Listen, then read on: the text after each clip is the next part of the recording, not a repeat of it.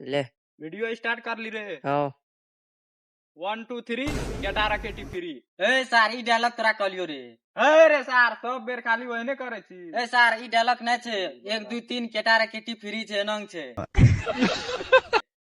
दिमाग नहीं छु सार किछोस किछो बाजे छी। ए बेरे ए सार जो बना मैं बनाओ। ए बार धक्का केकरा देली रे धक्का केकरा देली रे मैं बनाना वीडियो बनवेली आल छी वीडियो बना धक्का केकरा देली रे बेरे केना ए तू कैमरा बंद कर रे केना केना करे छोर कैमरामैन कैमरा बंद कर तो तू रे तेरा कह एकरा दे हम रे। दिखा दे छे धक्का केकरा देली रे धक्का के गप नहीं छी।